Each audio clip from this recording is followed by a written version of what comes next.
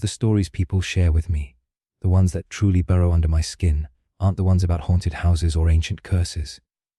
We expect those places to be haunted, don't we? It's their job. No. The ones that stay with me are the ones that take a place of absolute, unambiguous joy and reveal a deep, rotten core of wrongness hiding just beneath the surface. A place like a community swimming pool on a hot August afternoon. Think about it. Is there a purer sound than the laughter of children echoing off the water, the rhythmic slap, splash of a diving board, the tinny sound of a radio playing a summer hit? It's a sanctuary. It's a memory most of us have, sealed in the golden light of nostalgia. That's why the story of the Meadowbrook Community Pool is the first one I have to tell you. Because it takes that sanctuary and turns it into a tomb. And it proves that the most terrifying monsters are the ones that learn to call to us in voices we trust. Meadowbrook Pool wasn't special. That was its charm. Built in the late 60s, it was a classic kidney-shaped basin of concrete and tile, surrounded by a chain link fence. The changing rooms always smelled faintly of mildew and chlorine, a scent that's practically the official perfume of summer. The deep end was 12 feet of perpetually murky, greenish water that the overworked lifeguards swore was just a trick of the light. And at the very bottom of that deep end was the main drain, a huge circular iron grate, probably 3 feet across. It was the dark heart of the pool. Kids would dare each other to touch it, to hold their breath and dive into the cold, silent pressure of the deep and lay a hand on the rusty bars. Most chickened out. It just felt wrong. The low, constant hum from the pump room seemed to be loudest right above it, a vibration you could feel in your teeth. Over the years, Meadowbrook had its share of tragedies.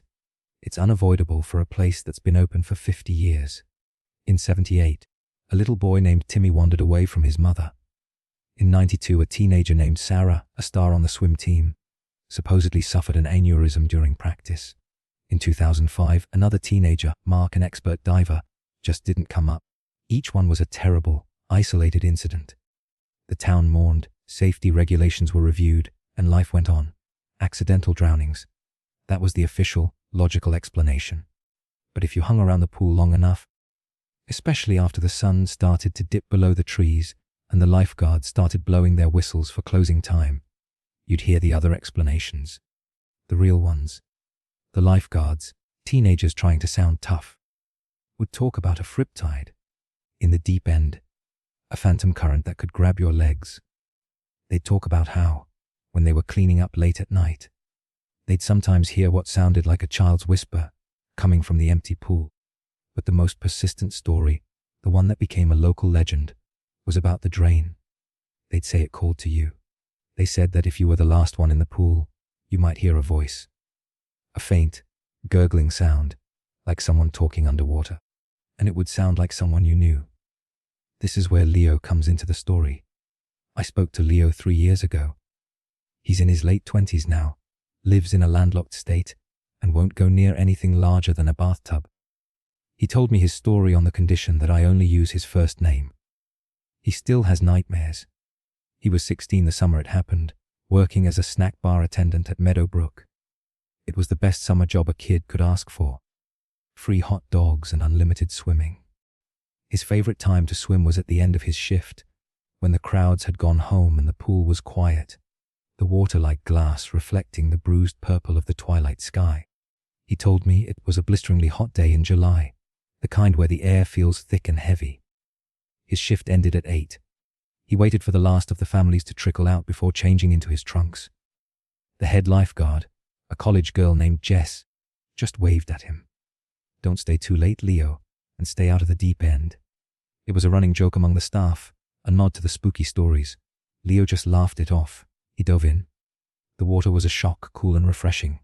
For a while, it was perfect. He floated on his back, watching the first stars appear, the only sounds being his own breathing and the ever-present hum of the filter pumps. He was alone, and it was peaceful. And then he heard it. At first, he thought it was a radio from a passing car, a faint, thin sound. A voice. He lifted his head out of the water, treading, listening. The sound was gone. He chalked it up to his imagination, the water playing tricks with his ears. He started swimming lazy laps, from the shallow end to the deep and back again. As he approached the rope separating the 10-foot section from the 12-foot, he heard it again. This time, it was clearer. Help. It was a whisper, distorted by the water. It sounded like a little kid. It sounded like it was coming from below him. His heart hammered against his ribs. Every ghost story he'd ever heard about this place rushed into his head. But he was 16. He was invincible. And more than that, what if someone had snuck back in? What if a child had fallen in? His sense of responsibility overrode his fear. "Hello," he called out, his voice sounding small and thin in the vast, empty space. "Is someone there?" Only the hum of the pumps answered. He took a deep breath and dunked his head under the water, opening his eyes to the stinging chlorine. The underwater world of the pool at dusk was a different planet. The last rays of sunlight penetrated the surface in shimmering, shifting beams, but they didn't reach the bottom of the deep end. That was just a dark, blurry void, and the sound was louder here. It was a girl's voice, pleading, Can't breathe, Leo, help me, yo." It said his name. Panic, cold and absolute, seized him. But there was something else mixed in with the terror. The voice of it was so familiar. It sounded exactly like his little cousin, Maya, who was only 7. He knew she was at home, safe, miles away. But the sound was so real, so full of pain, that his rational mind couldn't hold on. He had to be sure. He swam over the deep end, right into the column of cold water that always seemed to hang directly above the main drain. The whispering was directly beneath him now. Not just one voice. Several. They were weaving in and out of each other, a chorus of faint, desperate pleas. He recognized another voice. It sounded like Murk, the diver who had died here years ago. Leo had known him from school. "It's cold down here, Leo." Murk's voice gurgled. My foot stuck. And this is the part of the story where Leo's voice cracked when he told it to me. He said he knew it was impossible. He knew it was wrong. But the mimicry was perfect. It wasn't just the sound of their voices, it was the cadence. The little inflections, the things you only notice when you really know someone. It was as if this thing had not just taken their lives, but their very essence, and was now wearing their voices like a mask to lure him in. Against all his better judgment, he took a huge breath and dove. He kicked down into the cold, into the pressure. The light from the surface faded. The humming of the pump grew into a deep, visceral vibration that he felt in his bones. He forced his eyes open, and he could just make out the dark, cross-hatched shape of the grate below him. And he saw something else. Inside the grate, in the darkness of the pipe, something moved. It wasn't mechanical. It was pale and fleshy, like a tangle of roots or worms, shifting slowly in the suction. It was utterly silent, but the voices were screaming in his head now, a cacophony of terror and pleading. Maya, Murk. A little boy he didn't know, sobbing for his mommy. He was just a few feet away when he felt the pull. It wasn't the gentle, steady suction of the filter he was used to. This was a hard, violent yank. It was like a powerful hand had locked around his ankle. The cold was unbearable, a dead, chilling cold that had nothing to do with the water. He screamed, but only a stream of useless bubbles escaped his lips. He looked down, wrapped around his leg. Emerging from between the iron bars of the grate was a pale rope, like tendril. It wasn't grabbing him, it seemed to be fused to his skin, pulling him down with incredible force. He thrashed, kicking with his free leg, but it was like kicking against concrete. The pressure was building in his chest, his lungs burning. The voices were a triumphant roar in his mind. They weren't pleading anymore, they were hungry. This is what I find so deeply philosophical, so terrifying about Leo's encounter. The entity in the pool wasn't just a physical predator. It was a predator of meaning. It consumed people's final moments, their fear, their love for the people they were calling out to, and weaponized it. It created a perfect trap based on the best parts of our nature, our compassion, our desire to help, to be dragged to your death by a perfect echo of someone you love. I can't imagine a more profound violation. It's a horror that attacks the soul itself. Leo told me he was about to black out. He knew he was going to die. He was going to become another one of the voices. In a final, desperate act of pure animal instinct, he twisted his body and kicked with his free leg, not at the tendril, but at the rusted iron grate itself. His foot connected with a loud clang that he felt more than heard. For a fraction of a second, the pressure on his other ankle lessened. It was just enough, He ripped his leg away, feeling a searing pain as layers of skin were torn from his ankle. He didn't look back. He kicked for the surface, his vision tunneling, black spots dancing in his eyes. He broke through with a huge, ragged gasp, sucking in the sweet night air. He didn't stop. He clawed his way to the edge of the pool, his muscles screaming, and hauled himself out onto the rough concrete, where he lay sobbing and shivering uncontrollably. When Jess, the lifeguard, came out to lock up, she found him there. He was pale and hysterical, rambling about voices and something grabbing him. And on his ankle, already turning a deep, ugly purple, was a perfectly circular bruise, like a thick rope had been cinched around it with impossible force. Of course, no one believed his story. The official report said he'd had a panic attack in the water and scraped his ankle on the grate in his haste to get out. They made him see a therapist. But Leo knew what he'd felt. He knew what he'd heard. The Meadowbrook community pool is still open today.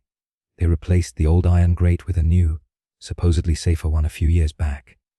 But the drownings haven't entirely stopped. They're rarer now, but every few years another accident happens. And the locals, the ones who have lived in that town their whole lives, they know. They stay away from the pool at dusk. They teach their kids not to accept dares to touch the bottom of the deep end, because they know that something is down there in the dark, in the Murmur and the Murk. Something that waits and listens and learns. And it's getting very, very good at pretending to be someone you love.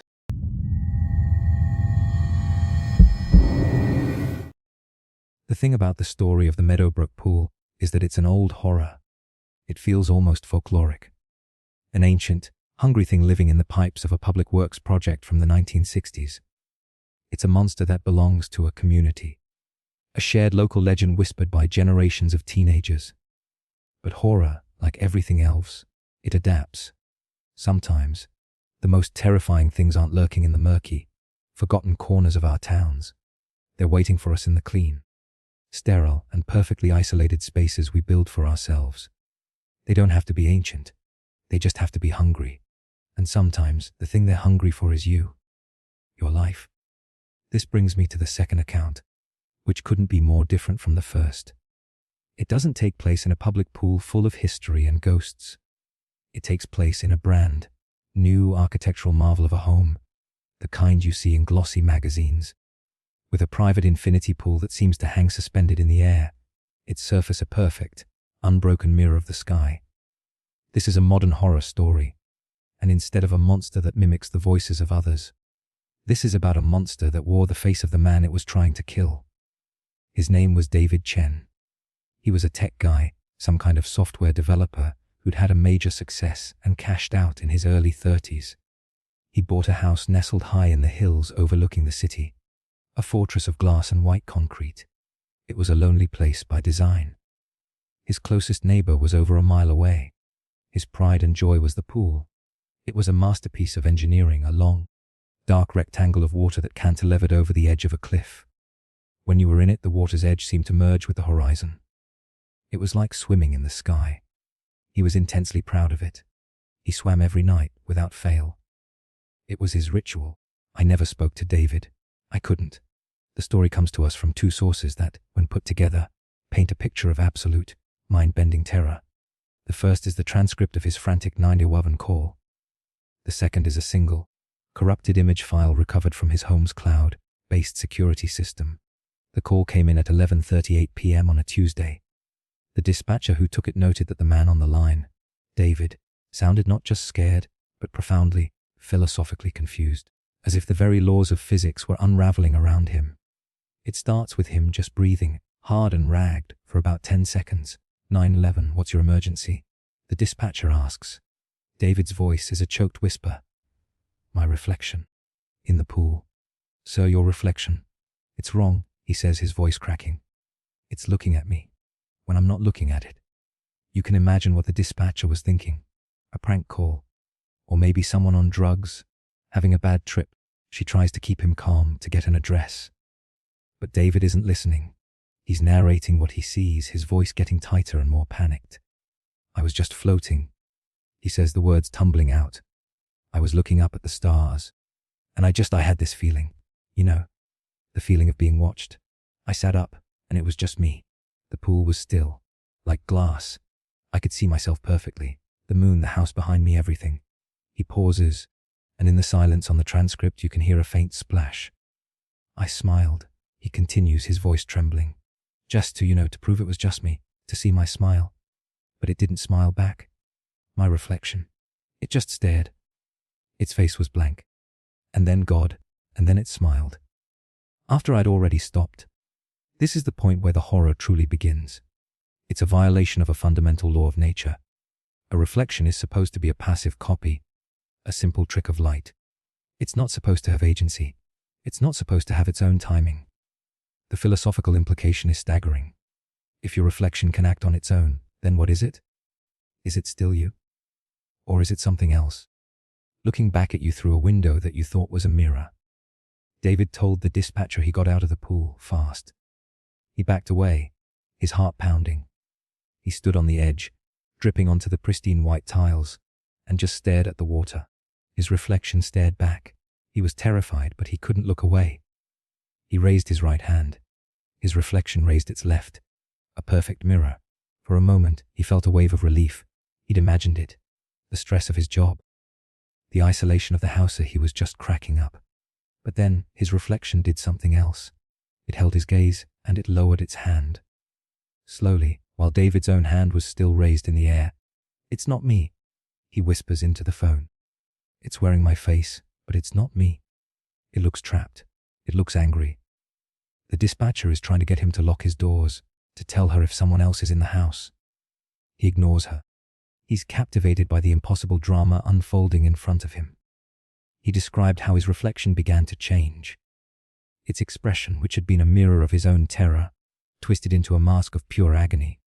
It looked like it was screaming, but silently, its mouth wide in a rictus of pain. It started beating its fists against the underside of the water's surface, as if trying to break through a sheet of glass from below. But the surface of the pool remained perfectly, unnaturally calm.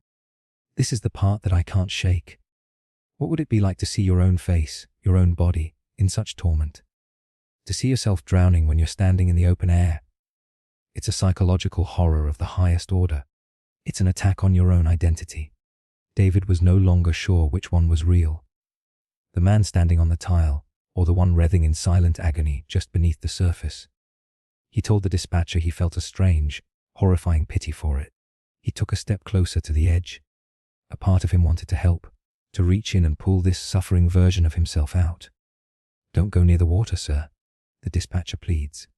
It looks like it's suffocating, David says, his voice filled with a bizarre mix of fear and compassion. It's looking right at me. It wants to get out. And then the reflection stopped thrashing. It became still, floating just under the surface, looking up at him.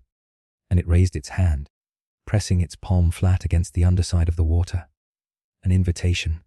A plea. David, against all reason, knelt at the edge of the pool. He told the dispatcher he was just going to touch the water, to see what would happen. The transcript records a sharp, indrawn breath, then a scream. It's not a scream of fear. It's a scream of shock and pain. It has me, he shrieks into the phone. It's holding my hand. It's pulling me. The line is filled with the sounds of a violent struggle. Splashing, gasping, and David's voice, now raw with terror. It's strong! Oh God, it's so cold! It's trying to switch! It's trying to pull me in and take my place! This is the core of it. The ultimate horror of the doppelgänger. Not just to be replaced, but to be pulled into the non-existence your replacement just escaped from. To be trapped in the mirror, in the reflection, while something else, something that looks just like you, walks away in your body, living your life. David was in a tug of war with himself across a dimensional membrane that had, for some reason, become permeable. The last words on the 9/11 transcript from David Chen are a gurgling, water-choked cry. It's not a reflection. It's a... The line goes dead. The police arrived 17 minutes later. The house was silent. The sliding glass door leading to the patio was wide open. The pool was perfectly still, its dark surface reflecting the moon. There was no sign of David. They found his phone lying on the wet tiles by the edge of the pool. There were no signs of a struggle, other than a few puddles of water. He had simply vanished. The official theory was that he'd had some kind of psychotic break, or perhaps had fallen into the pool and drowned, his body sucked into the powerful filtration system. But an exhaustive search of the pool and its machinery turned up nothing. The story would have ended there, another unexplained disappearance, if it weren't for the single security camera image. The camera was aimed at the pool. It was set to record when it detected motion, but the file from that night was almost entirely corrupted. There was only one frame that was even partially legible. The image is glitchy, streaked with green and purple digital noise. But what it shows is unmistakable. It's a close-up of the edge of the pool, and gripping the white tile edge are two hands. They are identical. Perfect mirror images of each other. One hand is gripping the edge from the outside, its knuckles white, as you would expect from someone trying to pull themselves out of a pool. The other hand is gripping the very same edge, but from the inside, its fingers are curled up and over the tile from the water side, a physical impossibility. It looks like a man is holding onto the edge from both sides at once. One pulling, one pushing, a battle for a single space. That image is the only proof that what David Chen said on that 9/11 call was real. That he wasn't crazy, that he was pulled into his own reflection. It leaves us with a question that is far more terrifying than any ancient monster in a pipe. We look at our reflections every single day, in mirrors, in windows, in puddles on the street, in the dark screens of our phones. We take it for granted that they are just us, empty copies. But what if they're not? What if they are all windows? And what if, just once in a while on a very dark night, when the water is perfectly still, the window opens? So we have a monster that lives in the pipes, and we have a mirror that is actually a window. Both are terrifying because they take the familiar, safe space of a swimming pool and introduce an outside, predatory element. One is an ancient, biological horror. The other is a modern, metaphysical one. But the third story, the one that ties it all together for me, suggests something else entirely. It proposes that sometimes the pool itself is the monster, not because something lives in it or looks out from it, but because the place itself has a memory. And that memory can be just as hungry and just as deadly as any creature. This final account takes us to a place of decay and abandonment, the ruins of the Starlight Grand Hotel. The Starlight was built in the 1950s, a glamorous resort in the middle of the desert, a playground for the rich and famous. It had a massive lagoon-shaped swimming pool, the sparkling blue jewel of the entire property. For 2 decades it was the epitome of style. But the hotel had a dark side. There were whispers of mob connections, of people who checked in but never checked out. And it all came to a sudden, violent end on a hot summer night in 1974. The story goes that the hotel was hosting its annual Midsummer Gala. The party was in full swing, hundreds of guests in and around the pool, music playing, champagne flowing. A freak thunderstorm rolled in off the desert plains with incredible speed. Before anyone could react, a bolt of lightning struck the hotel's main transformer. A power line, thick as a man's arm, snapped and fell, hissing and sparking, directly into the swimming pool. The result was instantaneous and horrific. The water, a conductor of life and joy only moments before, became a conductor of death. Nearly everyone in the pool was killed instantly. The tragedy was so immense, so shocking, that the Starlight Grand never recovered. It closed its doors within a month and was left to rot under the desert sun. For 50 years, it's been a destination for urban explorers, ghost hunters, and thrill seekers. The stories they bring back are always the same. They talk about the strange silence of the place, the feeling of being watched in the empty corridors. But the most intense experiences always happen at the pool. The pool, of course, has been empty for decades. It's a giant concrete scar on the landscape, its plaster cracked and peeling, the deep end filled with sand and debris. It is, by all accounts, a dead place. But the people who go there say it remembers. This is where a young woman named Chloe and her group of friends come in. I spoke to Chloe via video call, and she still looked haunted. She's a photographer, and she and 3 friends drove out to the Starlight to document its decay. They arrived late in the afternoon, the sun casting long, eerie shadows across the derelict buildings. The pool was their main objective. Chloe said the moment they stepped into the vast, open area surrounding the pool, The atmosphere changed. The desert air, which had been hot and breezy, became still, heavy, and humid. It was a localized phenomenon. They could see trees swaying in the distance, but around the pool, the air was as thick and stagnant as a tomb. And there was a smell, faint but unmistakable. Chlorine and ozone, the smell of a lightning strike. They ignored their unease, attributing it to the power of suggestion, and got to work. Chloe set up a tripod while her friends Liam, Ben, and Maya decided to climb down into the empty basin. It was a massive, sloping space. They walked around the deep end, their footsteps echoing strangely, their voices sounding flat and dead. From her vantage point on the edge, Chloe watched them, snapping photos. That's when the first weird thing happened. Ben, who was standing near the empty drain at the bottom, suddenly stumbled and gasped. He called up to Chloe that his jeans felt wet. He looked down, and a dark, damp patch was spreading across the denim around his ankles, as if he were standing in a puddle. But the concrete beneath his feet was bone dry. Liam and Maya laughed it off, teasing him, but then Maya yelped. The bottom of her shirt, which was hanging loose, was suddenly soaked, clinging to her skin. They were all standing on sun-baked, dusty concrete, yet they were getting wet. Chloe told me a cold dread started to creep up her spine. She kept shooting, her camera barrier between her and the impossible thing she was witnessing. Through her lens, she saw Liam start to cough. It was a deep, hacking cough, the kind you make when you've swallowed water. He doubled over, gasping for air, clutching his throat. But he was breathing air, dry desert air. "I can't breathe," he choked out, his voice a panicked rasp. "There's water in my lungs." This is the philosophical core of this final horror. What is a place? Is it just a collection of materials, of concrete and tile and plaster? Or can a location become so saturated with a single, powerful event, so soaked in trauma that it becomes a recording? A recording that can play back, not just as an image or a sound, but as a full sensory experience. The Starlight's pool wasn't haunted by ghosts in the traditional sense. It was haunted by the event itself. The pool was replaying its last, terrible memory, and Chloe's friends had just walked onto the stage during the final act.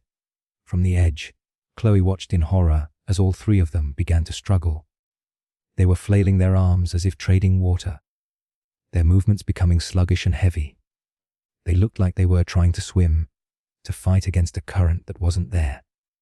Maya screamed that something was pulling her down, that her feet were stuck. They were all in the deep end of an empty pool, yet they were, by all appearances, drowning. Chloe screamed their names, but they didn't seem to hear her. Their attention was elsewhere. They started looking around, their eyes wide with a terror that wasn't directed at their own plight. They seemed to be looking at other people. People Chloe couldn't see. "Get away from me," Ben yelled at the empty air beside him. "You're pulling me under." They were no longer in an abandoned ruin in the present day. They were in the water. On that night in 1974, surrounded by the panicked, dying crowd. They were experiencing the electrocution, the chaos, the mass drowning, all of it. The memory of the pool had caught them, and it was pulling them in. Chloe dropped her camera and scrambled down the ladder into the shallow end. The moment her feet touched the concrete floor of the pool, the sensation hit her. It was like walking into a wall of invisible water. The pressure, the cold, the sudden, crushing weight.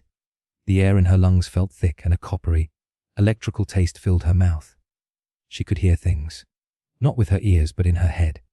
The faint, distorted sound of 1970s party music, the screams of hundreds of people, the deafening crackle of electricity. She saw her friends just 20 yards away, but they were almost completely submerged in the phantom water now. Only their heads and shoulders were visible, their faces masks of terror as they fought against the invisible tide. She tried to run to them, but it was like running through molasses. The psychic memory was so strong, it was imposing its physical properties on reality. She finally reached Maya, grabbing her arm. The skin was ice cold and clammy. Maya's eyes were unfocused, staring at something over Chloe's shoulder. "The lights," she whispered, her teeth chattering. "The lights are in the water." Chloe pulled with all her strength, dragging her friend backward, away from the deep end, toward the steps of the shallow end. She screamed at Liam and Ben to follow, and by some miracle, they seemed to hear her, turning their terrified faces toward her. She dragged Maya up the steps and out of the concrete basin, collapsing onto the dusty tiles of the patio. A few moments later, Liam and Ben crawled out, sobbing and shivering, their clothes mysteriously soaked. The second they were all out of the pool, the sensations vanished.